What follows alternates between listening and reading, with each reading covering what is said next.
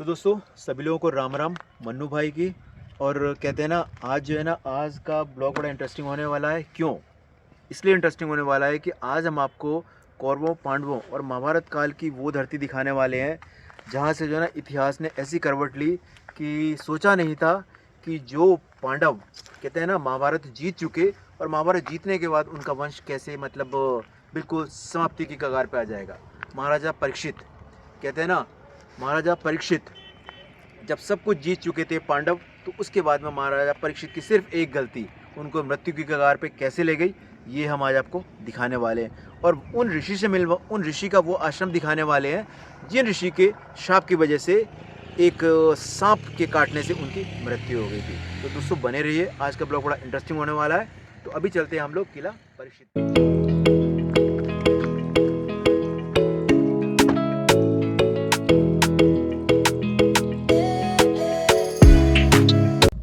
तो दोस्तों अभी अपन लोग पहुंच चुके हैं किला परीक्षितगढ़, और अभी सिटी में है। तो जाते हुए हमारी नज़र पड़ी, सुनील भाई दिखाइएगा, ये ताज़े फ्रूट्स की दुकान पे। तो एक्चुअली क्या है कि जो श्री ऋषि का आश्रम है ना, वहाँ पर बंदर बहुत हैं, और यहाँ से खाली हाथ जाना भी हमारा सही नहीं बनता है। तो मैंने सोचा, सुनील भाई बोले कि भाई उनके लिए ना केले ले ली जाए। तो उनके लिए हम कुछ केले लेंगे और कुछ और फ्रूट्स भी लेंगे जो वहाँ संत महात्मा होंगे, और जाके उन लोगों को खिलाएंगे और वहाँ के बारे में एक्सप्लोर करके आपको सारा बताएंगे कि क्या कहानी थी, कैसी थी, क्या हुआ था, उनको भी बताएंगे, और जितना हमें पता है वो आपको आगे जाके एक्सप्लोर करके सब बताएंगे। तो बस बने रहिए हमारे साथ आप।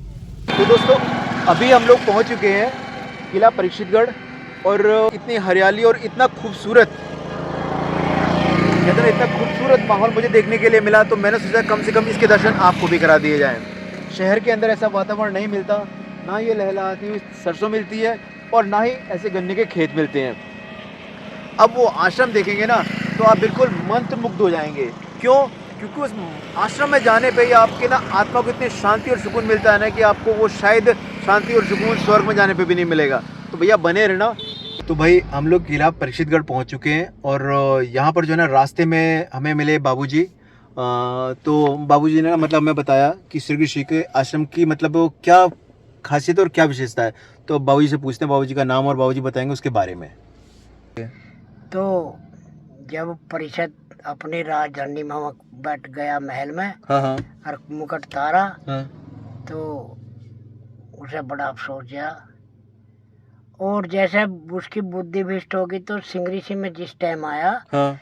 तो सिंह ऋषि महाराज अपनी समाधि लगाए बैठे थे। अच्छा।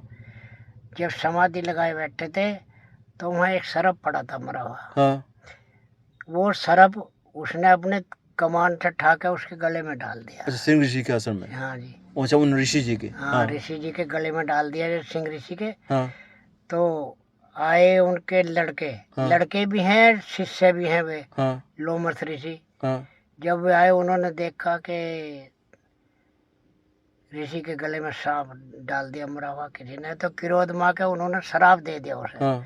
कि जाओ, आज से 7वें दिन ये सर्प जिंदा होकर डसेगा। अच्छा। तो दोस्तों फाइनली इतने इंतजार के बाद अपन लोग पहुंच चुके हैं श्री ऋषि के आश्रम में। कहते हैं ना कलयुग की शुरुआत यहीं पे हुई थी, और देखिए आते ही हमको जो है ना सामने बंदर मिल गए, और यहाँ का जो है ना माहौल और एनवायरनमेंट इतना बेहतरीन है कि भैया देख के ही मतलब आप मंत्रमुग्ध हो जाएंगे। खैर बंदर तो बहुत है भैया। सुनील जी थोड़ा सी खिड़की बंद ही रखिएगा, क्योंकि इनका पता नहीं है कहाँ कब किस। ये देखो भाई बानर से ना आए हाय गन्ने खा रहे हैं भाई सारे सारे। ये है भैया श्री ऋषि के आश्रम की शुरुआत, और यहाँ से जो है ना यही वो जगह है भैया जहाँ से कहते हैं कलयुग की शुरुआत हुई थी। तो आज मौका हमें भी मिल गया है इस आश्रम में आने का। तो भाई बने रहिएगा, देखिए कितना विशाल है। और ये जो वृक्ष है ना, ये वृक्ष भी भैया आज से 4-5 हजार साल पहले के हैं, महाभारत कालीन वृक्ष हैं ये। और ये जो सामने तालाब दिखाई दे रहा है ना, जिसमें अभी कमल का फूल है नहीं, ये भी वह कुंड है जहाँ पर जो है ना महाराज आके यहाँ के जल से जलाभिषेक किया करते थे। चलिए उतर के बाद बाकी यहाँ के बारे में बताते हैं, और अपने साथ जो रिफ्रेशमेंट लाए हैं उससे बंदरों को भोजन कराएंगे भरपेट। और यहाँ का क्या इतिहास है, क्या क्या चीज़ें यहाँ पर हैं, अपना क्या चीज़ें यहाँ पर हमने देखी, और क्या क्या चीज़ कैसी है वो महाराज से पूछ के आपको बताएंगे। तो सर्वप्रथम आश्रम में पहुंचने के बाद मैं और सुनील जी जाके महाराज की चरण वंदना की। उनको लिए लाए हुए हमने फल और मिठाई दी। गुरुजी से अनुमति ली। गुरुजी ने हमको बताया कि यहाँ पर बंदर हैं, थोड़ा सा संभल के रहिएगा, और उन्होंने हमारे साथ एक मित्र दिया। कहा कि ये आपको आश्रम पूरा अच्छी तरीके से घुमा देंगे और यहाँ के बारे में हर चीज़ का पूरा ज्ञान करा देंगे। महाराज ने हमें आशीर्वाद दिया कि आपका आने वाला समय और आपका भविष्य उज्जवल हो। महाराज जी से अनुमति लेके हम आगे घूमने के लिए निकल पड़े। तो भाई दोस्तों, अभी जो है ना जिस जगह के लिए हम लोग आए थे किला परीक्षितगढ़ में, तो ये है श्री गणेश जी का आश्रम। और ये हमें मिले यहाँ पर सचिन, क्या नाम है आपका जी? सचिन कुमार। सचिन कुमार भैया मिले। इनसे हम पूछेंगे यहाँ के बारे में क्या क्या चीज़ है, कैसी है। तो सचिन भाई यहाँ के बारे में थोड़ा सा हमें बताइएगा। पहले आपको इसके बारे में बताइए, जब पूछ रहे हैं आप। यहाँ पे भैया काफ़ी पुराने टाइम पहले नदी बहती थी एक, तो नदी जो है सूखे के कारण नदी जो समाप्त हो गई थी, तो लोगों ने उस पर अतिक्रमण से कर लिया था। तो उसका सिर्फ एक ही हिस्सा है जो आज भी बताता है कि यहाँ नदी थी। अच्छा, मतलब ये खाली एक कुंड रह गया? खाली कुंड रह गया ये। इसके कभी पानी नहीं सूखता, ये बात निश्चित है। और अच्छा, इसमें इसको किसी ट्यूबवेल वगैरह से तो नहीं भरते? नहीं, ट्यूबवेल वगैरह से कुछ नहीं भरते। इसकी एक वो है, जब यहाँ पर काफ़ी पुराने टाइम में भंडारा होता है, कुछ ने भंडारा कराया था, तो उस टाइम पे आदमियों की संख्या ज़्यादा थी भंडारण की, तो तेल कम पड़ गया था। अच्छा। तो उन्होंने कही महाराज जी से हलवे ना कि तेल कम पड़ गया, तेल मंगाइए। तो उन्होंने कहा कि हम तो यहाँ बैठे हैं आसन पे, और आपको जितना तेल चाहिए इसमें से ले लेना, बाकी जो आएगा उसमें छोड़ देना। ठीक है। तो वाकई में इस जल में कचौरी तल गई थी। ओके। तो ये भैया वो चमत्कारी कुंड है। पहले यहाँ नदी बहा करती थी, और जब भंडारा हुआ और उसमें पूड़ियाँ तलने के लिए तेल की कमी पड़ी, तो इसी कुंड के जल को डाला गया और वो तेल में कन्वर्ट हो गया। हाँ, कलयुग की भी शुरुआत यहीं से हुई थी। अब बताते हैं कि कलयुग की शुरुआत भी यहीं से हुई थी। अच्छा, तुम तो एक बार शायद एक फोटो से आए थे। हाँ, याद आपको याद आ गया? वाली थे तुम थे। हाँ, बिल्कुल बिल्कुल बिल्कुल, हम आए। मैंने आपको पहचाना है, क्योंकि उस समय के अंदर बल्ब शायद वो फ्यूज हुआ था। ओए फेंका डाल दे, कहने डाल दे। ये चिपकाना पड़ेगा पीछे पर। चलो चिपका दो। देखो डाल दो भाई, इसको अंदर ही रख दे, अंदर ही। सचिन भाई, नहीं नहीं, इधर अंदर। सचिन ना, सचिन भाई यहाँ के बारे में थोड़ा हमें बताता चल, ठीक है ना? अब वहाँ से केले ले लेंगे। आपको मैं एक वृक्ष दिखाऊंगा, ये वाला। हाँ, प्राचीन काल के वृक्ष है। पूरे उत्तर प्रदेश में 4 वृक्ष पाए गए थे।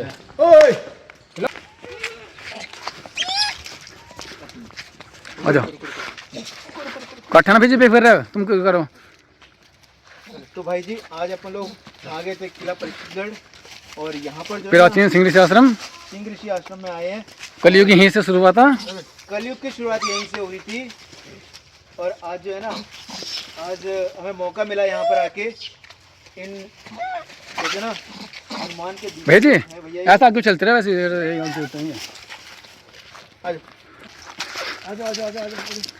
लो। अरे आगे तो और भी आ रहे हैं। हाँ, तुम बेफिक्र चीज़ से कुछ नहीं कहा, मैं काटे फिट्टे कुछ नहीं है। दे दो आप दे दो।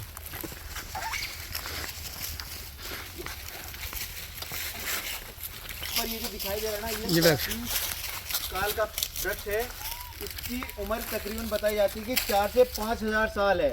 यूपी में 4 पेड़ निकले, सबसे पुरानी है। 4 पेड़ निकले ऐसे।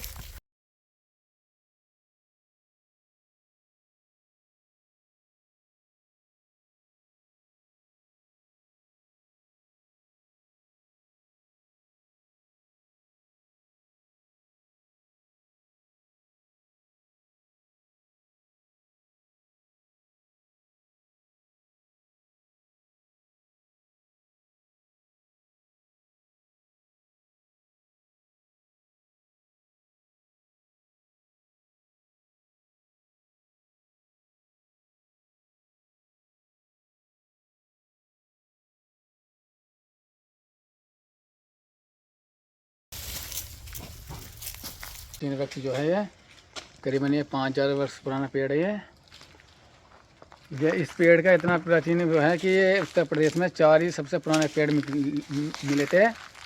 एक पेड़ है ये सिंह ऋषि आश्रम किला परीक्षितगढ़, एक हस्तिनापुर, एक सरदना का, और एक सुकरताल का। शुक्रताल वाला पेड़ गंगा के बिल्कुल किनारे है वो भी प्राचीन पेड़ है। तो भाई इस पेड़ के देखिए ऊपर, देखिए कितना प्राचीन पेड़ है।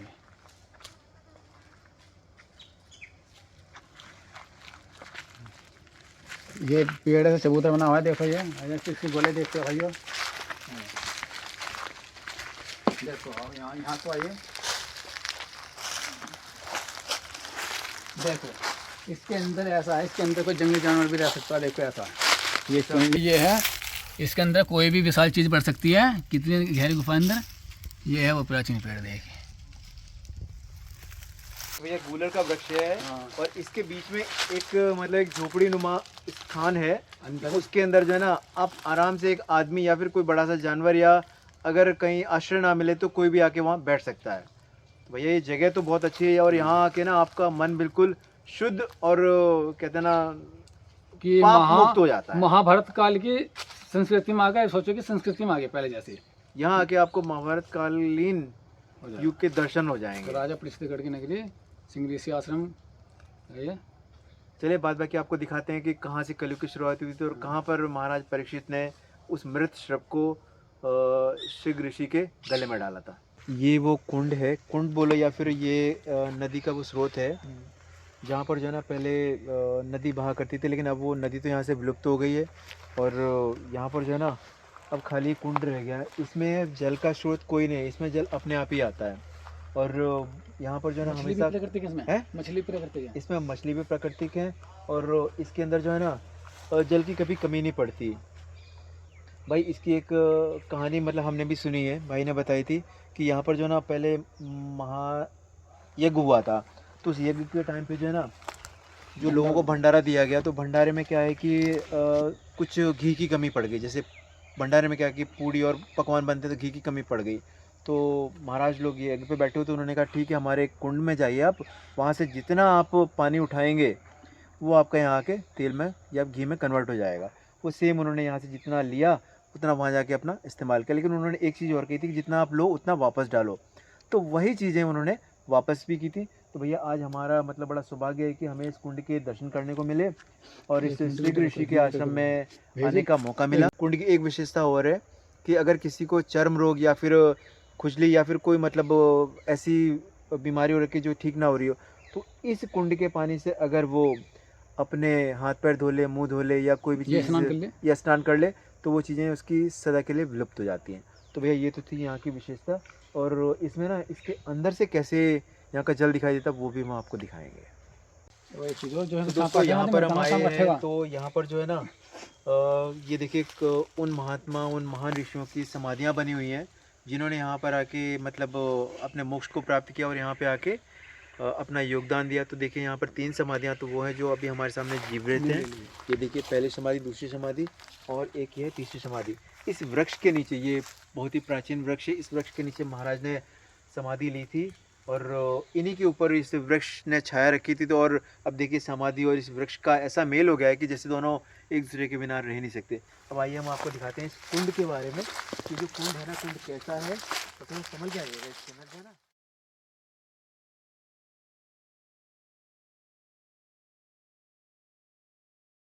मेन चीज़ यहाँ की थी वो ये है कि ये देखिए कितना बेहतरीन जो आश्रम दिखाई दे रहा है। यही वह आश्रम है जहाँ पर महाराज श्री ऋषि यहाँ पर अपनी तपस्या किया करते थे। और कहते हैं ना कि जिन पांडवों ने पूरा का पूरा महाभारत जीत लिया और चारों तरफ सत्य की स्थापना की, लेकिन उनके ही कहते हैं ना उनके ही आखिरी वंशज यहाँ आए थे और कलयुग ने उनके ऊपर ऐसा प्रभाव डाला कि उन्होंने जो एक मृत श्रप पड़ा हुआ था उस सर्प को उठा के महाराज के गले में डाल दिया और तपस्या करते हुए। तो इस चीज़ को देख के उनके पुत्र ने उनको श्राप दिया 7 दिन के अंदर कि 7 दिन के अंदर यही मृत श्रप आपको काटेगा और आपकी मृत्यु हो जाएगी। और वो चीज़ आखिरी में सत्य भी हुई और महाराज परीक्षित की मृत्यु उस सर्प के काटने से ही हुई। आप गूगल पे या फिर यूट्यूब पे सर्च करके देख सकते हैं। और ये सारी चीज़ें वो सत्य हैं और यही चीज़ और कहते हैं ना अपनी ऐतिहासिक धरोहर है। इनके बारे में आप आइए, देखिए, एक्सप्लोर कीजिए और इनको जानिए कि हमारी संस्कृति कितनी पुरानी है और कितना मतलब गौरव गाथा है हमारी। जल के अंदर यहाँ की प्रकृति कैसे दिखाई देती है, वो भी आपको दिखाएंगे।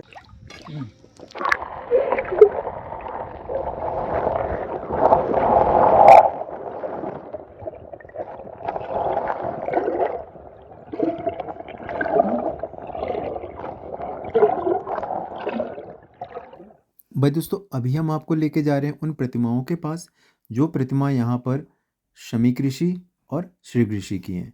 तो गुरुजी हमको इन प्रतिमाओं के पास लेके जा रहे हैं। तो दोस्तों, ये है वो पौराणिक मंदिर और ये है वह पौराणिक प्रतिमाएं। इसमें एक है श्रमिक ऋषि की और दूसरी है उनके पुत्र श्री ऋषि की। तो ये गुरुजी ने हमको बताया कि ये दो प्रतिमाएं हैं, इनकी पुरानी प्रतिमाएं अंदर हैं, ये इनकी नवीन प्रतिमाएं हैं। इन प्रतिमाओं को देख के हमें महाभारत कालीन एहसास हुआ और ये लगा कि जैसे हम वापस उस महाभारत कालीन युग में पहुंच चुके हैं। तो भैया, यहीं पर महाराज परीक्षित आए थे अपना किसी काम से। तो उन्होंने देखा कि ऋषि महाराज बैठे हुए हैं और उनको नमन और आदर सत्कार नहीं किया। तो उन्होंने गुस्से में आके ऋषि के गले पे एक मृत सर्प को डाल दिया और मृत सर्प के डालने के बाद में उनके पुत्र ने उनको श्राप दे दिया कि भाई, इस मृत सर्प से आपकी 7 दिन के बाद मृत्यु हो जाएगी। और वही हुआ। और दोस्तों, बगल में है यह कुआं जो प्राचीन है। यहाँ पर रहने वाले साधु इस कुएं का अपना पीने के लिए पानी इस्तेमाल किया करते थे, लेकिन इसमें कोई गिर ना जाए इसकी वजह से सरकार ने इसके ऊपर यह जाल ढक दिया और यह है हवन कुंड। इस हवन कुंड में साधु महात्मा लोग यहाँ पर पूजा करते हैं और यह है यहाँ पर शमीक ऋषि और श्री ऋषि की प्रतिमाएं बोलो या फिर उनकी बोलो समाधियाँ। ये प्राचीन समाधियाँ हैं। ये महाराज ने हमको बताया कि अब इनका भी हम नवीनीकरण कराएंगे। इन समाधियों के साथ में महाराज ने हमें एक दीवार की ओर संकेत किया कि यह वह दीवार है जो गुफाओं की ओर जा रही है। दीवार नवीन भी बना दी है और ये पुरानी दीवार के यहाँ पर अवशेष हैं जो उस गुफा की ओर जाते हैं। इसके साथ में ही महाराज ने हमें यह बताया कि यहाँ पर और भी कई स्थान हैं जो महाभारत काल से जुड़े हुए हैं। महाराज हमको आगे लेके गए एक मंदिर की ओर जिसके अंदर शमीक ऋषि और श्री ऋषि की प्रतिमा थी। महाराज ने हमको वह द्वार खोल के दिखाया जिसके अंदर शमीक ऋषि और श्री ऋषि की प्रतिमा थी। हम अंदर गए और अंदर जाके उन प्रतिमाओं को देखा। तो भैया, उन प्रतिमाओं को देख के हमें यह एहसास हुआ कि आज से इतने साल पहले भी लोगों ने कैसे इन प्रतिमाओं को संभाल के रखा था। तो भाई, देख के दिल बड़ा खुश हुआ और हमें यह पता चला कि भाई, एक गलती किस तरीके से आपके सारे भूतकाल और भविष्यकाल को अंधकार में बना सकती है। भाई, प्रतिमाएं बहुत अच्छी बनी हुई थी। प्रतिमाओं को देख के बड़ा अच्छा लगा और हमारी ये धरोहर हमें संजो के रखनी चाहिए। दोस्तों, इन प्रतिमाओं को बहुत अच्छी तरीके से यहाँ की जो साधु मंडली है इसने संभाल के रखा है। इसके साथ में ही महात्मा जी ने हमको एक स्थान दिखाया जहाँ पर आने वाले साधुओं को रोका जाता है। दोस्तों, यह है यहाँ का गर्भगृह। इसके अंदर महात्मा लोग आके गर्मी में आराम से रहते हैं। यहाँ पर ना किसी एसी की ज़रूरत है और ना ही किसी पंखे की ज़रूरत है। उसके बगल में ही काली माता का मंदिर है। काली माता के मंदिर के बगल में ही हनुमान जी का मंदिर है और हनुमान जी के मंदिर के साथ में ही ऊपर सीढ़ियाँ गई हुई हैं जो हमें वृक्ष के दर्शन कराती हैं। तो भैया, ये है यहाँ की वो सारी की सारी स्मृतियाँ जो हमें महाभारत कालीन युग से मिलाती हैं। और दोस्तों, मध्य में है यह महाभारत कालीन वह वृक्ष जिसकी शाखाएं जहाँ गिरती हैं वहाँ से नए वृक्ष का निर्माण होता है। यह वृक्ष तकरीबन 1 बीघा के अंदर फैला हुआ है और इसे अगर आप देखेंगे तो इसकी शाखाएं जहाँ नीचे गई हैं वहाँ पर शाखाओं ने एक नए पेड़ को जन्म दिया है। अब तो यह वृक्ष 4 से 5,000 साल पुराना हो चुका है। अगर आप इसको रात के समय देखेंगे तो भैया, वो दृश्य बड़ा ही मनमोहक रहेगा। खैर, दिन में देखने में भी यह दृश्य बड़ा ही मनमोहक लगता है। और अब सोचिए वह वृक्ष कैसा होगा जिसने 4 से 5,000 साल का इतिहास देखा हो। दोस्तों, यहाँ का दृश्य बड़ा मनमोहक था, हमारे मन को बहुत अच्छा लगा। उसके बाद में हम गुरुजी के साथ में पेड़ के सानिध्य में गए और वहाँ जाके हमने भी इस दृश्य का पूरा आनंद लिया और यह दृश्य हमारे दिलो दिमाग पे ऐसा छा गया कि हमें जो है ना ये भूले नहीं गुजारता। तो दोस्तों, आप आएँ तो यहाँ पर इस सुंदर और मनमोहक दृश्य का और यहाँ के अपने पुरातत्व इतिहास का पूरा का पूरा आनंद लीजिए।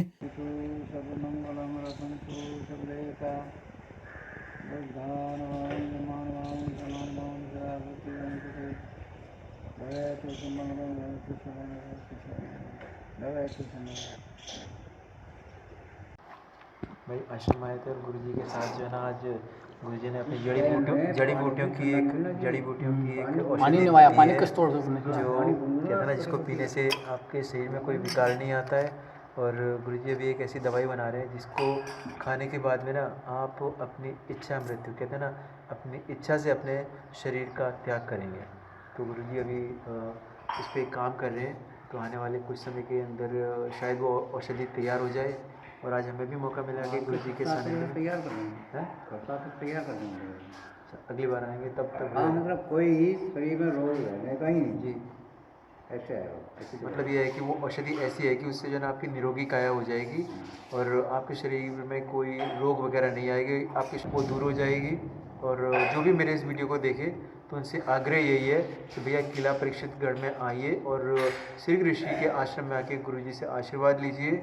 और यहाँ पे आके आप जितना अपना योगदान दे सकते हैं तो वो योगदान हमारी हिंदू संस्कृति के लिए बहुत अच्छा रहेगा। बुद्ध को नमन करता हूँ, मैं बुद्ध को नमन करता हूँ, धन को नमन करता हूँ, मैं धन को नमन करता हूँ, करता हूँ, मैं अरहतों को नमन करता हूँ, मैं चैत्य को नमन करता हूँ, मैं अपने माता पिता को नमन करता हूँ, मैं सभी साधु संतों को नमन करता हूँ, मैं चारों दिशाओं को नमन करता हूँ। दुष्ट प्राणी, हाँ, मैं जिससे सवेरा है कि मैं सूर्य भगवान उदय हो रहे हैं, इन सभी के अनुभव से दुष्ट प्राणी मेरे से दूर हट जाएं और मैं पूरे दिन सुख से विहार करूँ। दुष्ट प्राणी से दूर हट जाएं, मैं पूरे दिन सुख से विहार करूँ। इन सभी के अनुभव से दुष्ट प्राणी दूर हट जाएं और मैं पूरे दिन सुख से विहार करूँ। शाम को जो कहना है, सोते समय जब यूँ कहना है अपने, मैं बुद्ध को नमन करता हूँ, मैं धन को नमन करता हूँ, मैं संघ को नमन करता हूँ, मैं अरहतों को नमन करता हूँ, मैं चैत्य को नमन करता हूँ, मैं सभी साधु संतों को नमन करता हूँ और मैं अपने माता पिता का नमन करता हूँ। मैं सूर्य का नमन करता हूँ, सूर्य भगवान अस्त हो रहे हैं। मैं इन सभी के अनुभव से दुष्ट प्राणी दूर हो जाए और मैं पूरी रात सुख से विहार करूँ। 3 बार बोल दो, ये दुष्ट प्राणी से दूर हो जाए, इन सभी के अनुभव से मैं पूरी रात सुख से विहार करूँ। इन सभी के अनुभव से दुष्ट प्राणी दूर हो जाए, मैं पूरी रात सुख से विहार करूँ। तो ये जो है ना महाभारत काल की वो गुफा है जिसमें गंधारी जो है ना हस्तिनापुर से आया करती थी और गंधार कुंड पे आके अपना भगवान को दर्शन किया करती थी, अपना जल चढ़ाया करती थी, स्नान किया करती थी और उसके बाद में यहाँ पर इस आश्रम पे भी आया करती थी और फिर वापस अपने हस्तिनापुर जाया करती थी। तो आज जो है ना अभी शाम का समय हो गया तो अंदर जाने का मौका तो नहीं मिलेगा, तो फिर मैं फिर कभी आऊँगा तो गुरुजी इसको थोड़ा ठीक करवा लेंगे तब आपको दिखाएंगे। फ़िलहाल गुरुजी से अनुमति लेते हैं और अब आज यहीं पे अपने ब्लॉग को समाप्त करते हैं भाई। तो ये इस आश्रम में आके ना मन को, तन को और सबको बहुत शांति मिलती है।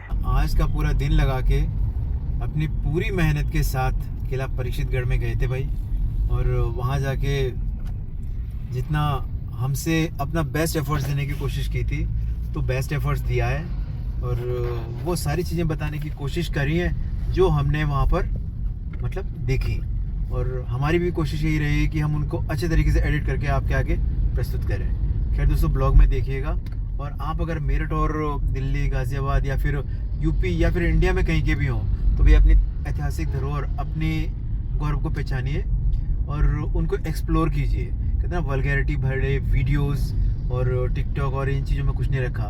आप अगर कोई भी धर्म से संबंध रखते हैं तो भी अपनी ऐतिहासिक धरोहर को पहचानिए, अपने गौरव को पहचानिए और उसको आगे बढ़ाने में जितना योगदान दे सकते हैं वो योगदान दीजिए।